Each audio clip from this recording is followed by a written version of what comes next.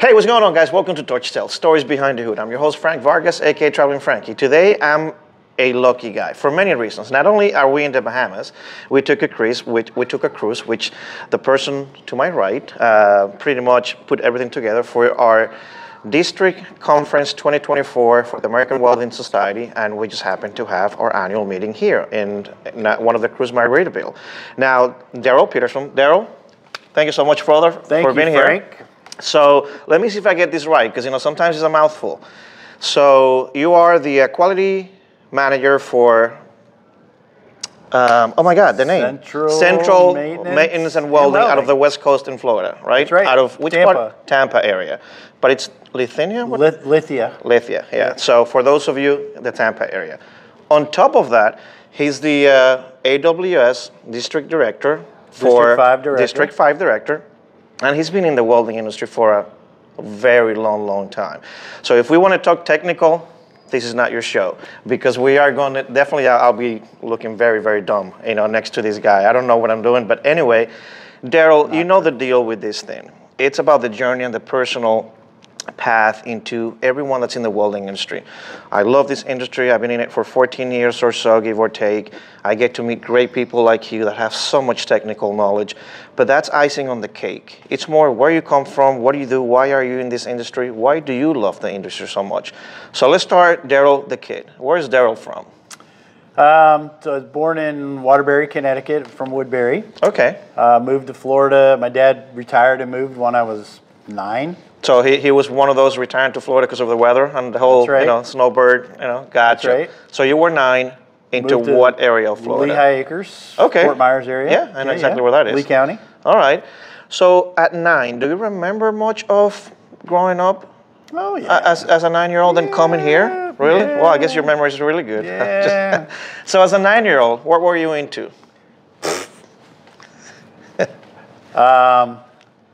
I remember, we used to wear the Sears and Roebuck jeans, okay. And my mom dressed us in plaid, and it was, back in the day. So got it. But my dad did construction. He had bulldozers and backhoes and dump trucks. So somehow you were exposed to the trade. Yes. Got it. Okay. Yeah. So doing that out there, you kind of knew that your dad. This is how we made a living. This is what put food on the table. Sure. Now, were you into what your dad was into back then, or not really? Not really. I mean, it was cool. Okay, of course. But, now I got a taste to go in the military. I was in ROTC in high school for 4 years. Okay. Battalion commander my senior year. Gotcha. And I was like, I'm going to go military. So this is in Florida now? Yep. All right. So Riverdale High School. All right. Well, there you go, guys. If you guys are watching, any one of you out there. So now you joined, so you actually served for? I served for almost 4 years. Okay. They had 2 force reductions when I was in. I went in January of '87. Okay. And I got out in '90. Out of what branch? Air Force. Okay, cool. Now, was that because this was like your way out, or you had some friends that joined and you're like, hey, that's cool, I'll join too? I just had always wanted to thought the military was going to be cool, right? Really? And so I was going through, I was in a delayed entry program. Okay. And I was reading through all the jobs available, and one of them was NDI, non-destructive inspection. So by now, you are at 17, 18, give or take, yeah, right? 17-ish. But as a teenager in high school, before you joined ROTC, what were you into? Was there any mechanical, anything like, hey, that kind of looks cool? Girls and cars. Well, there, guys. All right, guys, thank you very much for watching. We're done. I can definitely connect with that. What kind of cars? Like, what was your thing? Is it driving, breaking them down, putting it back together? Like, what was the deal? I had a '72 Chevy Vega we worked on. My dad and I rebuilt it. My dad used to, after he retired, he worked on cars and restored some classics. Cool. We had a '64 Corvair that we worked on, a rear engine. That was kind of cool. That is pretty cool. But I never really was into, never thought I'd be a mechanic. Gotcha. All right. So now, here you are, you joined, and there was something about it that, just called your attention, non-destructive. What was it about that? So when I actually read the thing on it, it says, hey, when a doctor looks at a radiograph of your bones, he can tell what's wrong with you. All right. And it said, well, you're going to do that on an airplane. I thought, I'm going to be an airplane doctor. I thought it was cool. And then, you know, I went in and started doing it professionally, and it was even cooler than that. So. Professionally meaning now you're working doing this? So as an NDI specialist. Okay, got it. Yeah, I was stationed at Luke Air Force Base after I went through basic and tech school. Okay. And I worked on F-15s and F-16s, and as a kid, you can't get any cooler than that. Oh, are you kidding? Right? But at this time, you're not like a CWI or anything like that yet, right? That's not even in your future. You don't even know what that is probably yet. All right, so now you come out, I'm assuming, because you said 3.5, 4 years almost, so you're in the early 20s, 23, 24, something like that. So is this what you're making as a living? So anybody that's old enough to remember Eastern Airlines, I applied to Eastern Airlines to be NDI for them. Okay. They sent me a letter, said that they were going to go bankrupt. Gotcha. And then a headhunter called me for Industrial NDT Company out of Charleston, South Carolina. Okay. They've been gone years. But I started doing industrial, like paper mills. So far it seems like whoever you start working with them, they just go out of business. They just go out of business. It's terrible. Central's going under sometime soon, I guess, you know. I've been there 10 years, so they haven't gone down yet. That's funny. So now you moved to South Carolina? I did move to South Carolina, sure. Do you have any kids? I do. How many? I have 2 of my own. Okay. And then I've got 2 with my wife. Gotcha. And how long have you been married? 20 years. Which is wife, by the way. It's here in the cruise, walking around, you know. So we're having a great time. Don't tell my girlfriends. Yeah, well, I didn't touch that. Right? He's the one getting in trouble, not me. So now you moved to South Carolina. You work in the same thing that you were doing for the airline. Now, what happens there? That company also went out of business, or whatever the case might be. One of my best friends ended up becoming a supervisor. Okay. And they sent him down to Savannah. And I followed him down to Savannah, doing the same company. Gotcha. And then down to Jacksonville, same company.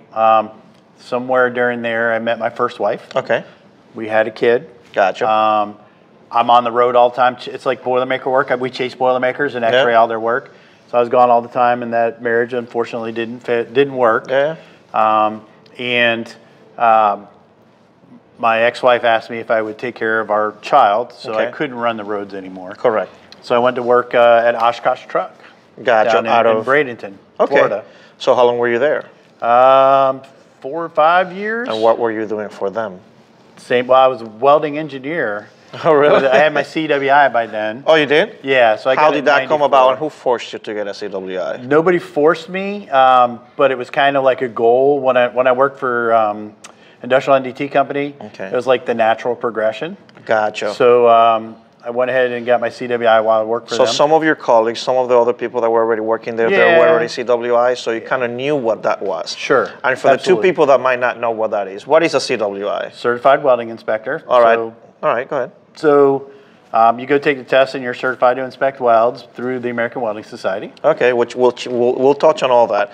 So now you are late 30s. No, not late 30s. I'm late 20s. Yeah, late 20s still. And now you're working for the trucking company, is that what you said? So Oshkosh Truck out of Bradenton. So they have their union side in Oshkosh, Wisconsin. Okay. And then they had a trailer division in Bradenton where they made trailers for the military and for commercial. Really? And I worked on both sides, but they needed a CWI for the military side. I see now. And you're there for how long, you said? 5, 6 years. Okay, so now at this moment you are a CWI. Now you've been, checking welds, X-raying welds and all that stuff. But so far, were you already hooked? Did you already know that this is it? Welding somehow, in some way, it's going to be what I do for the rest of my life? Even then, I didn't think so. Really? So I got recruited to be a advanced product quality engineer. Okay, I love how he's just using, the air, like APQP. Yeah.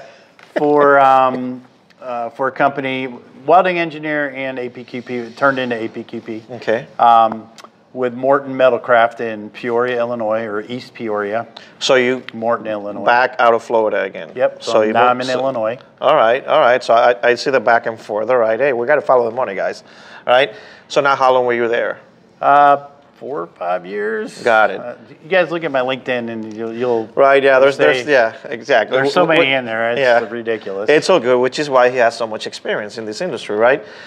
So now were you doing the same things that you have been doing it? So what were you doing there then? Well, partly we made a lot of products for John Deere and Caterpillar. That's the world headquarters for Caterpillar. Okay. But also John Deere is Dubuque and Davenport, and construction equipment the same as Cat. Plus we did the farm equipment out of Waterloo. We made hoods. We made a lot of structural stuff. So how much welding were you actually doing there? So I really never did any welding. That's kind of the weird thing, right? So. Now I taught welding when I worked for Oshkosh Truck. You taught who? I taught myself first. Okay, well, and then we all do that first? All right. So they're like, we need you to train welders. I'm like, dude, I'm an inspector. I've never welded. Yeah. And so we had Hobart books and videotapes, and I had VHS, by the way. VHS, yes, absolutely. Some of your kids, right? Yeah. So old school, right? And I had brand new Lincoln DC600s, LN9 feeders. I had a saw and a bender, and I would weld it and break it, weld it, break it, weld it, break it. Finally, it would pass. Okay. So I taught myself to weld, and then they asked me to teach at, back then it was Manatee Votech. So I taught for 2 years. Oh, really? Night school, night welding, yeah. Cool. So not being, because you never went to school. No. Right? Not for welding. Yeah. So now you are teaching welding. That's trippy, right? So how was that perspective? Like, here I am. Yeah, I have all this knowledge that I have acquired, traveling and working for other companies, and now you're trying to teach something that you had not been taught at a school yet. How was that? So, interestingly enough, I learned all the proper stuff through my CWI. Okay, so I didn't have any bad habits. So that makes sense. When I learned it, when I actually picked up the skill of welding, I already knew all the metallurgy, the book all theory, the processes, and all the book theory. Yep. And don't get me wrong, I'd sit with a welder up in an ID fan or somewhere, and I'd hear them, and their welding was terrible, and I'd go play with their, I'd dial them in, right? Yep. So, but if there was a stick laying around, I'd take it, and I would certainly, even though if it was set at the right amperage and everything, I'd try to weld, and it would stick, and it was terrible, right? But hey, now you were learning as you were going. It's like, this doesn't work. Yeah. So that's pretty cool. Now, because of what you do now as a AWS district director, and you go to many schools, sometimes you get exposed to either other instructors and so on, and you've worked with other instructors. Some phenomenal instructors. Correct. Yes, I do agree. A lot of them, Yeah, exactly. There are amazing guys out there. Based on what you see the students now, the way they approach the welding versus when you were teaching it for a couple of years, do you see a difference? Oh yeah, the kids today, they're a whole different generation. Well, yes, we all kind of know what he means by it, but the answer is yes. Of course, they're a different generation. They are different, but do you think they have better tools now? Oh, better tools, yeah. Better welding equipment. Their personal drive is not the same. Now, we all know that the welding industry, the American Welding Society, it's all about pushing that next generation. So many retiring and dying, and so we are in need. But do you think they don't have that drive? Have we missed something? Are we missing something? Because here's why I ask this. So parents always complain about their kids and the next generation and some other generations. The hippies, their parents, blah, blah, blah. So every generation has always had a name for that one generation. Now, when we call X millennials, sellennials, plutonians, whatever they're out there, we kind of created this. We did. Right? Our generation created the next generation. Correct. And the next generation it's going to, and so on, so on, so on. Yeah. So I think, don't you think that because we are at fault a lot of, on many other things, like, hey, here's your babysitter. What is it? An iPhone, a Samsung phone. That's your babysitter. Now we created this generation. Don't you think that we should be the ones that actually start or have to find a way to now communicate with them and see what can make us whole again? Yeah, and you know, a lot of it is, if you're from our generation, you know, our parents whooped our butts. I mean, we had to pick the switches. Yeah. You know, and now you can't spank anybody or you go or yell at them or do much. So, and even the military now, their whole take on how you discipline people is different. Yeah. So we're from a generation where you sucked it up, you did it, and you know, I can remember coming up in my 20s, it was a point of personal pride to do the most work and be the best. You're always competing against yourself. You're competing against yourself, and you're competing against everybody else. And now, I don't see that drive in today's kids, and I don't know how to put it there. Yeah, no, it is a problem, and definitely, I think he has shifted just a small percentage. In a good way in the last few years. Yeah. And there's a lot of social media that has helped, but also social media also brings another negative side to it, where when it's when it's done wrong, and definitely they pick up bad habits. So for the welding industry and anything else. Now, going back to your personal life, and again, this is about the welding, but you know how it is. I'm more interested on who you are, why you are here. So now we know that for the last 15 years so far that you've explained, you were either inspecting, teaching, and working, and all these other things. Now, was there a gap in between when you started in the welding industry and now that you were not in the welding industry? So, I can't say that there ever was, because regardless of what you're doing, welding is in everything. Well, correct. Right? Correct, yes. So now that we are in it, we understand and see that. We see it all the time, right? And so I worked, I told you I was an automotive quality engineer and APQP, and I worked at three jobs with that, but every one of them had welding. We were spot welding Hall effect cells on the frames for wheel speed sensors. Okay. Right? Now, as a quality engineer, I wasn't the welding guy. Correct.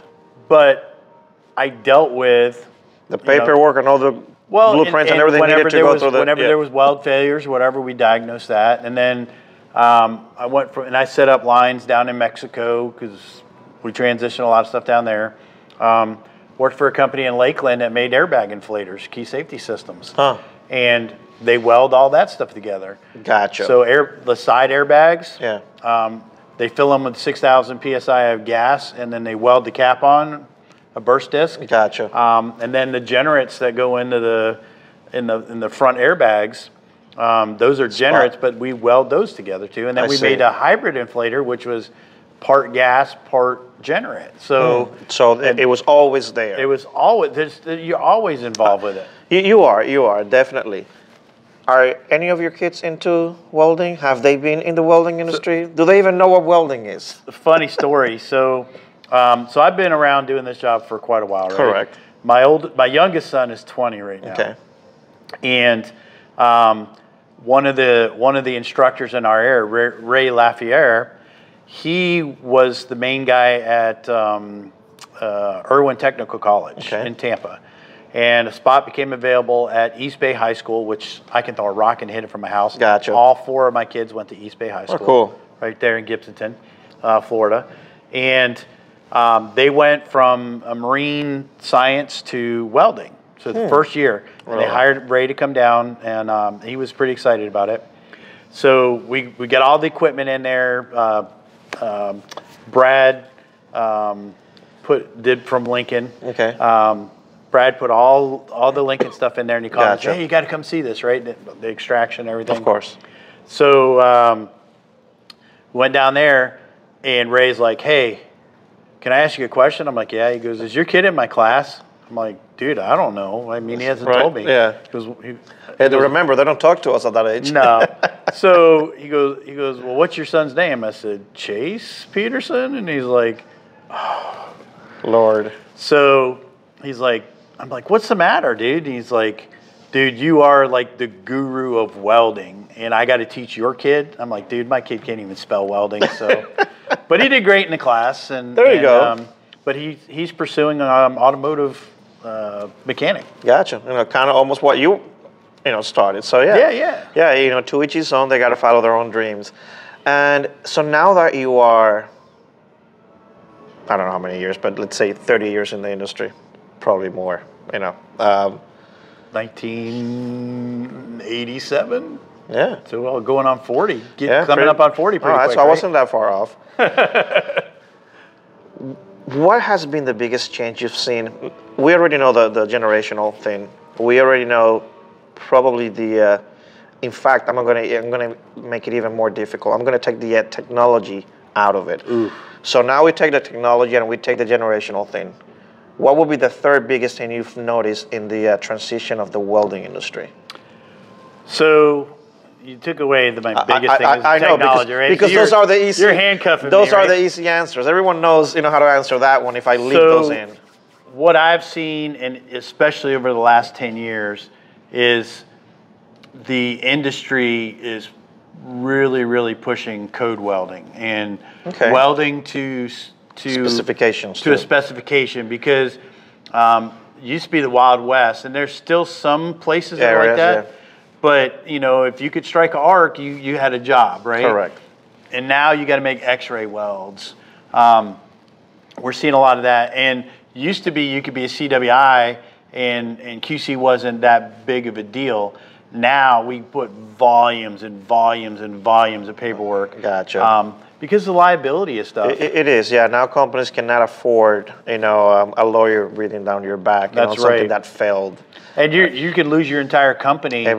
Big companies can disappear over just a couple $1 million mistake. Yeah, that's a good answer. That's why I wanted a different perspective on that answer. So what else are you into when you're not thinking welding? Yeah. So I volunteer with our local sheriff's department. I'm on the citizen patrol. So I don't think about welding when I'm doing that. All right. I have some great friends. And if you want to volunteer, that's something outstanding to do. Really? We protect our deputies. Like when we're doing a crash, yeah. They're focused on the crash, right? Gotcha. And they're not really thinking about people coming by. And a lot of deputies are killed, law enforcement in general, because their eyes are here. They're doing their job and they're not paying attention to the traffic. The surroundings, yeah. And so being an extra vehicle, extra eyes. So we direct traffic around that.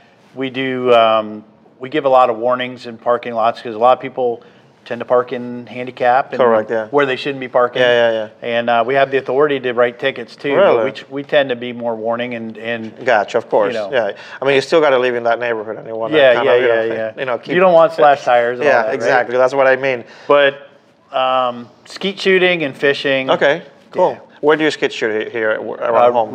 Fish Hawk. Okay, cool. Fish Hawk, sporting clays. Yeah, nice. Now going back to the welding.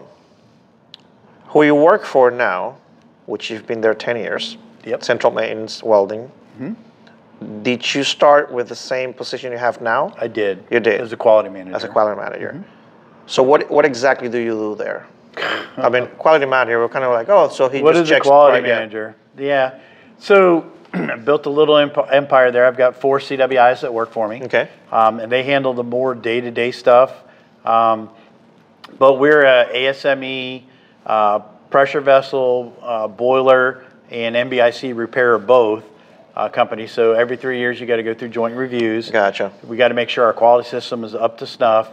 And again, even over those 10 years, the amount of paperwork's gone up. Because I know you guys do some big stuff, right? Yeah. Right? Like what's the smallest thing you guys do to maybe one of the biggest you've seen?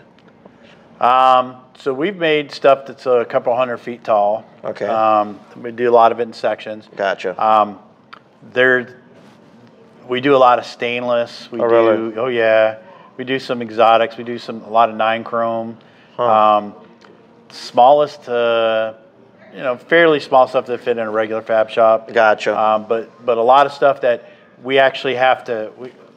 Florida Fish and Wildlife, Highway Patrol, they got to take power lines down to ship, to just move it from one place to another, and so we got to pull permits. They shut entire roads down. I see. Move. That's how big our stuff is. Really? Yeah. And how long is the company? I mean, how old is the company? 67 years now. And it's always been there? Yeah, for the most part, yeah. So did you come to Central after After which company? Where did you come here? So I've worked 11 years ago. Quite a few. So I was a quality manager at a place in Plant City. Okay. I was a quality manager in Duet. Okay.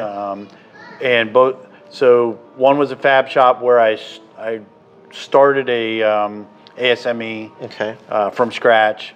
In Duet, I took over from another guy doing ASME. Gotcha. And then I was a bridge inspector for about 3 years. Here in Florida? Yeah. Okay. I worked for KTA, but before I started at Central, I was working on the New Bay Bridge from Alameda to Yuba Island, $6.5 billion project. Really? So they had two NDT companies, Caltrans, which worked for California, and then Smith Emery, who worked for American Bridge, who was doing the bridge project. Gotcha. And so American Bridge had contacted KTA, and our VP and their high ups are buddies. Yeah. And they said, hey, we need somebody to manage this project. Manage the NDT folks on there. Oh, I see. Because the way it was put to me is that Caltrans and Smith Emery were kind of like Hatfield and McCoys. And they weren't playing well together, and my job was to make sure they played well together. Because I was a level 2 ultrasonics, and I'd had management experience, they asked me to go out there and do that. So I spent about 9 months out there working with them guys, and just kind of kept everything smooth. Gotcha. Now, so 10 years there, almost 40 years in the industry. When did you learn about the American Welding Society? Was it when you took your CWI? Yeah, that's when I first became aware of them, but I wasn't involved. I'd been to 1 or 2 meetings. Gotcha. And in Florida or outside of Florida? So I went to one, I think, up in Illinois. Okay. I went to 1 or 2 in Florida. And when we were traveling, when I was working for Industrial NDT Company, we happened to be going through Chicago when FabTech was there. And we went to a FabTech as a young kid, and I was like, oof. How big is this, right? It's ridiculous. Mind-blowing. But also, back then, so it would have been in the early 90s, paying $60 to park. Yeah.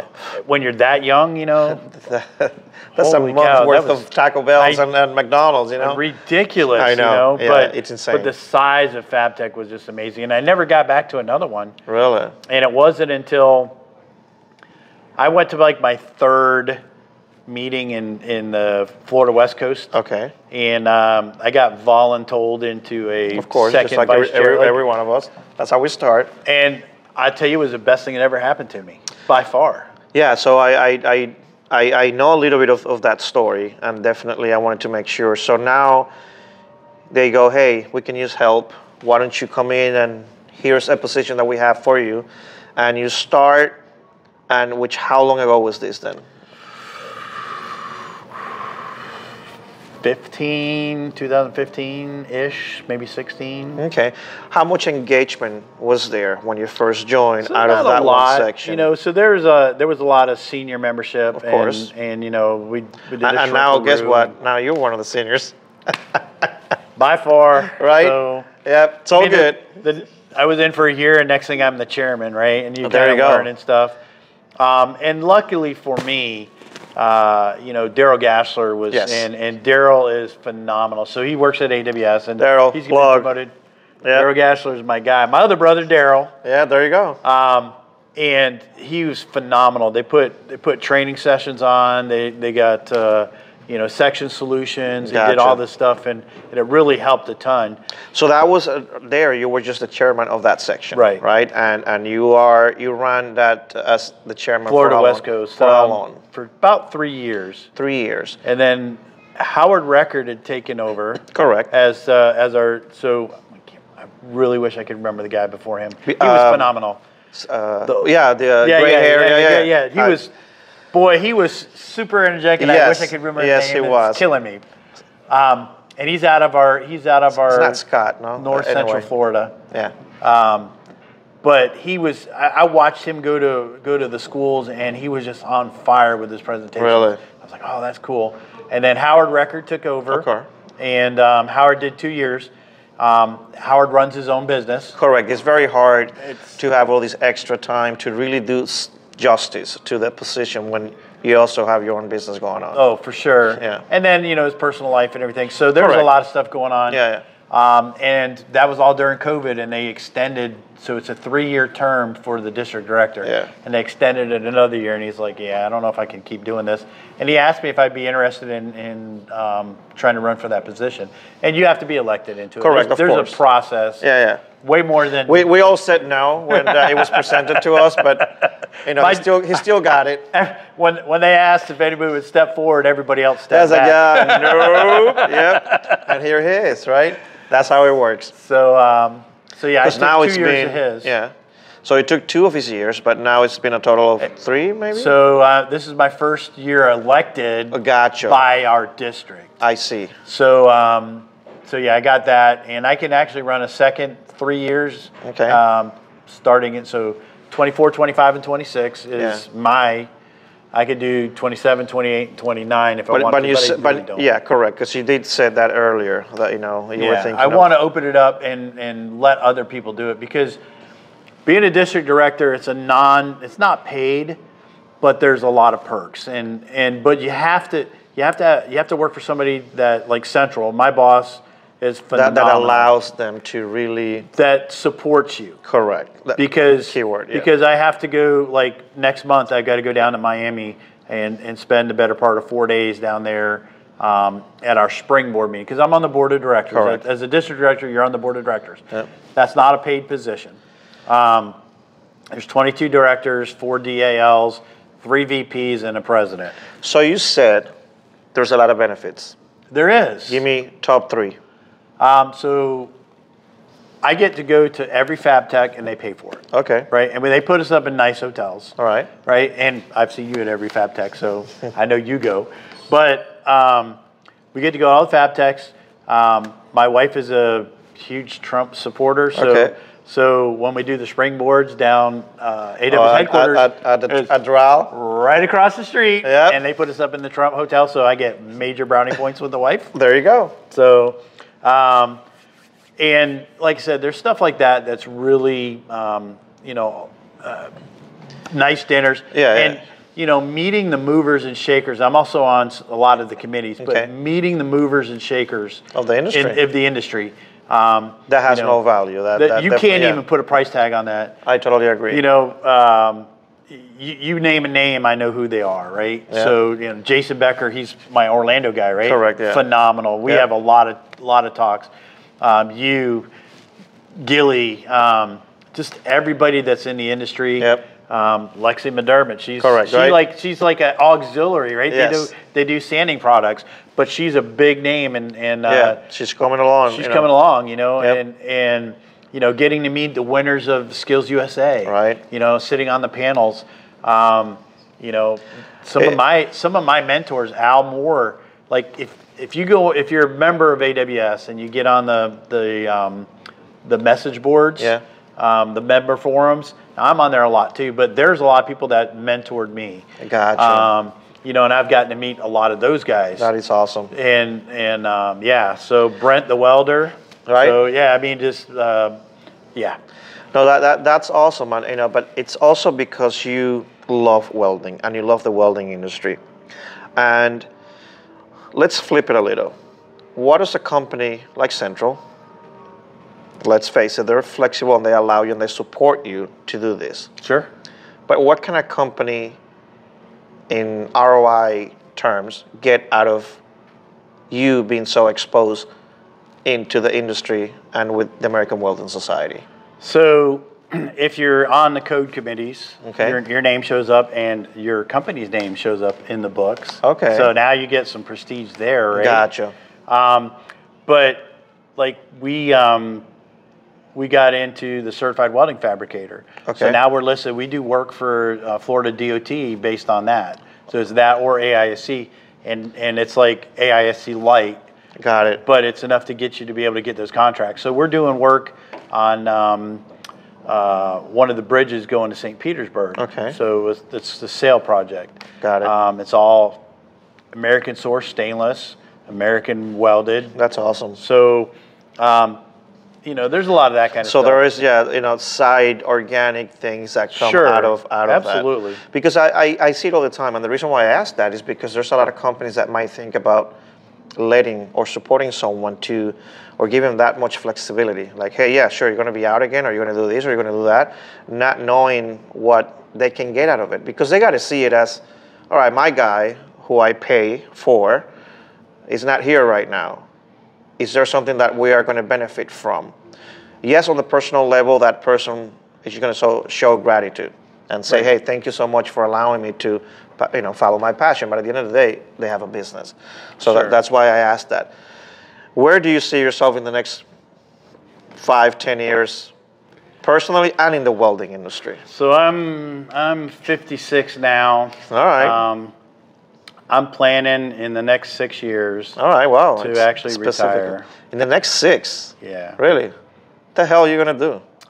So I've started my own consulting company. Okay. Which I remember you had mentioned that. Don't tell anybody at Central, right? I'm not doing a lot, and I don't do any conflict of interest stuff. Okay. Yep. Actually, Rob Trudell. Okay. I kind of help him a lot with his business. I see. He never done auditing before, so I help teach him how to do some auditing for some of his clients, and I do more free stuff than I do. Right. I started a business because, at least now. Yeah.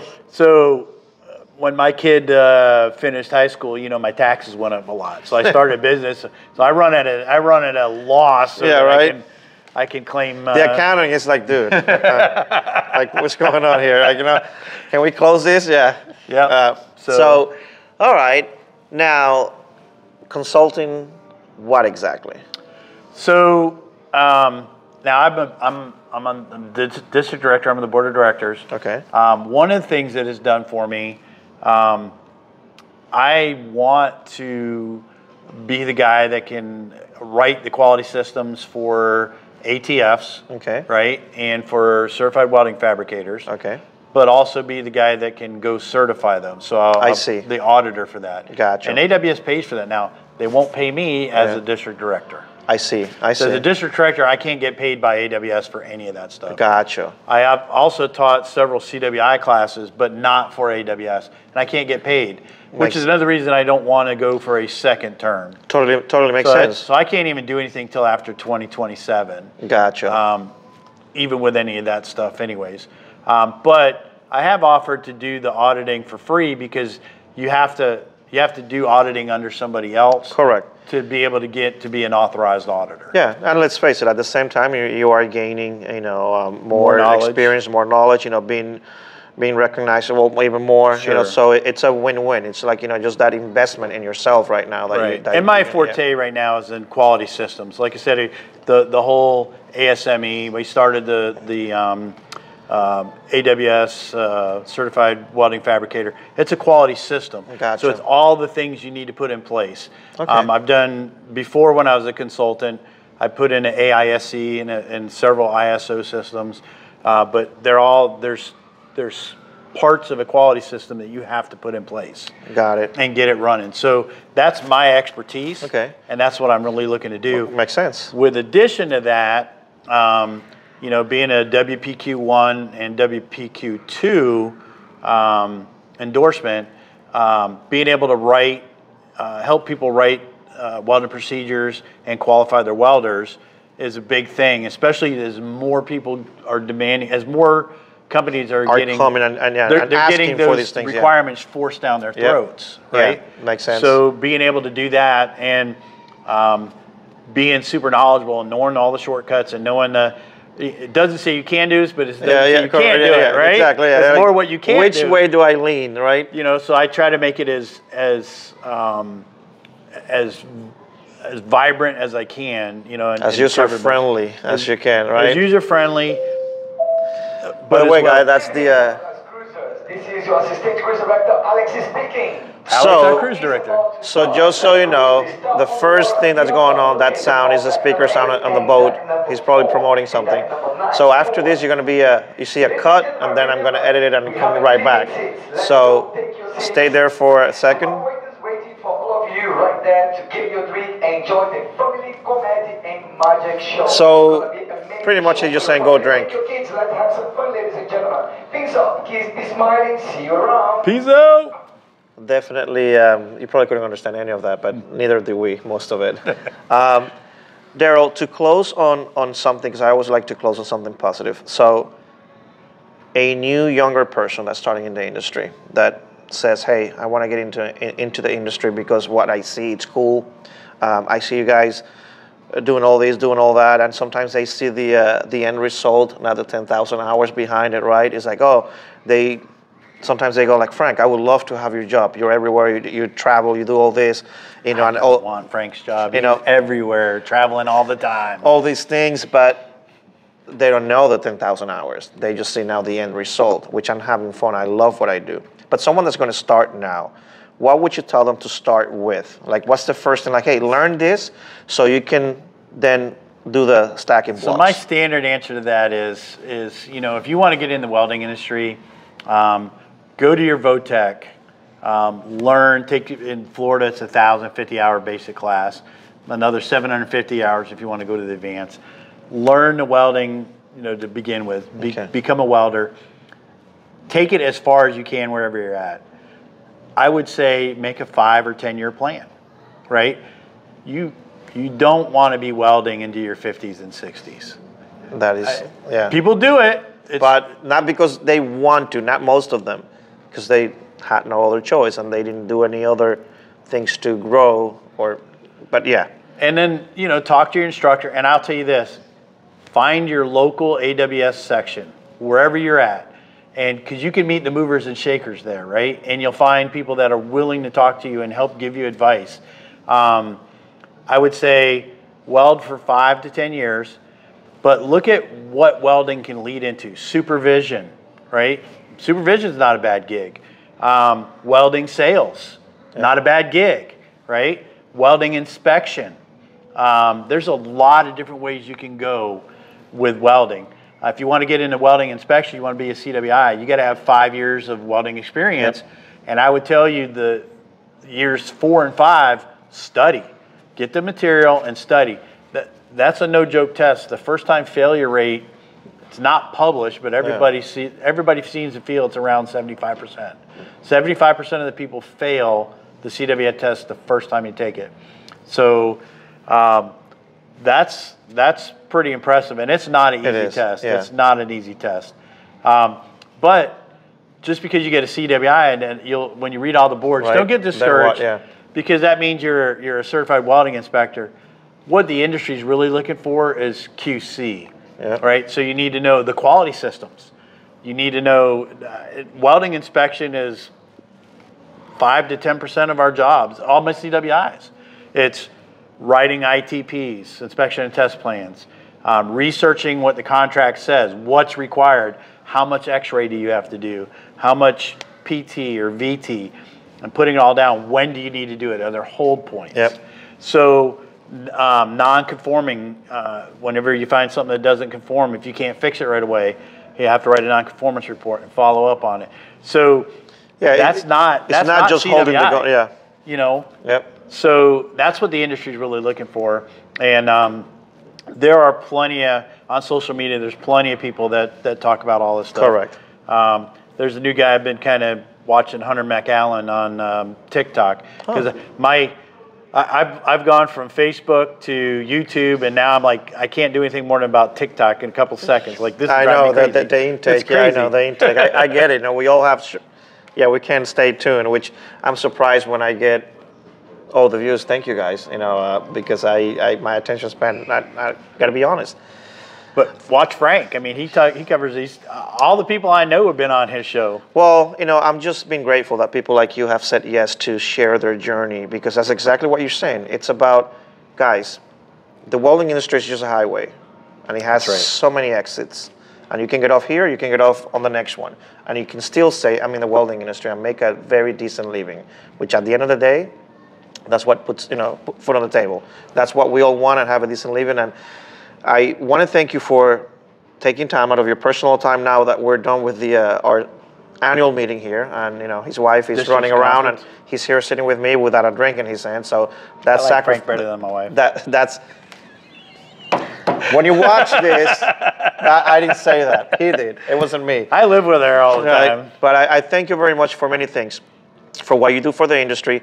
I know that you love the industry, and if anyone, now that he said earlier, he's still consulting kind of on the free level. He's not charging yet. So if someone has a question for you and they need to reach out, where can they reach out through the? Daryl, DARYL.Peterson@outlook.com. And you feel free to call me, 813-523-5436. I am a senior CWI, and my passion, my absolute passion, is mentoring CWIs. Either wannabe CWIs or CWIs. I'll do anything I can to help. I've mentored hundreds of people. And he's not saying that just because of the camera, because I've heard him say this all the time. So there's got to be some truth to it. I'm just saying, right? But Daryl, again, thank you so much for sitting down. Thank you so much for sharing your journey into the industry, and also for just passing down the torch. Definitely that's what it takes, and we need more people to do the same thing if we want this industry to go to the next level, which that's what we're here for also at the end of the day, because we chose to be here. Nobody's making us to be here. So thank you. Anything else you want to say last? Out of the 7, 8, 9 years that I've known you, I've been nothing but accolades for this guy. Just outstanding. And with the torch tales that he's doing now, I mean, we've been in the sections for so long, and that's how we met each other. Yeah, right? That's true. That is so true. And I can't say it enough. Get involved with your local AWS section. Get on the executive board. Get out and meet people. Come take a cruise, right? So there you go. The people that you meet are just outstanding, and my career really took off when I got involved with AWS, because I didn't know anybody back then, and now and now look at him. I know nobody sitting still. right next to me. That's right. Because I'm a big deal. He's the big cheese. Yeah, right. Thank you. Guys, thank you so much for watching Torch Tales. Keep supporting the channel. I hope you learned something from somebody else in the industry and something about the industry. Again, the path is out there. You just got to start digging, start lighting up that torch, and you never know where it's going to lead you. It's been really good to me. So has it been to Daryl. Yeah. And again, I'll see you somewhere else with somebody else. Now I got to go get a drink. Thank you, guys. See you later. Brother, thank you. Thank you, brother.